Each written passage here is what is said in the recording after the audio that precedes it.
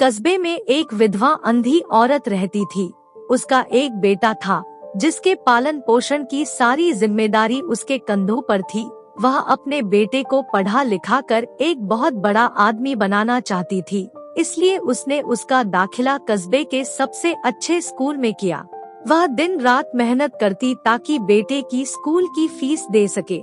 लड़के के स्कूल के बच्चे उसकी माँ के बारे में जानते थे। वे सब उसे अंधी का बेटा कहकर चिढ़ाते थे। लड़का इससे बहुत परेशान था। उसे अपनी माँ पर शर्म आने लगी थी। वह उसके साथ कहीं भी आने जाने से कतराने लगा था। जब लड़का बड़ा हुआ तो उसकी शहर में अच्छी नौकरी लग गई। उसने अपनी माँ से वादा किया कि शहर में मकान लेकर वह उसे लेने आएगा, लेकिन वह शहर गया तो फिर लौटकर वापस नहीं आया। उसकी अंधी माँ उसका इंतजार करती रह गई। कई महीने बीत गए, लड़के की कोई खबर नहीं आई। एक दिन उससे नहीं रहा गया और वह बेटे से मिलने शहर पहुंच गई। पूछते पूछते वह बेटे के ऑफिस पहुंची। वहां सिक्योरिटी गार्ड ने उसे रोक दिया।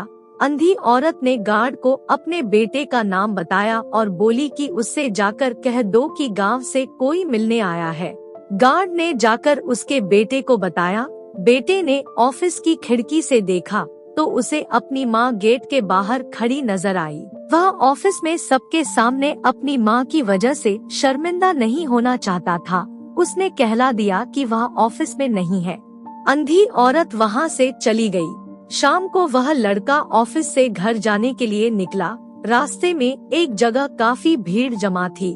वह अपनी गाड़ी रोककर भीड़ के पास पहुंचा और बीच सड़क में अपनी माँ को मरा पाया। उसके हाथ में एक चिट्ठी थी जिसमें लिखा था, बेटा, बड़े दिन हो गए थे, तेरी कोई खबर नहीं मिली। चिंता हो रही थी, इसलिए तुझसे मिलने चली आई। तू तो अब बड़ा आदमी बन गया है।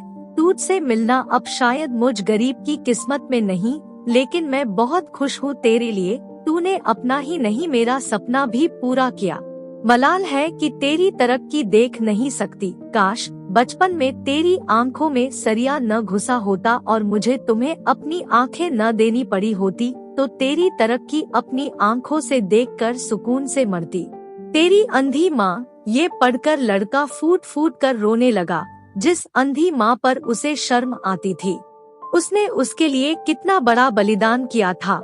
वह आत्मग्लानि से भर उठा और जिंदगी भर खुद को माफ नहीं कर पाया।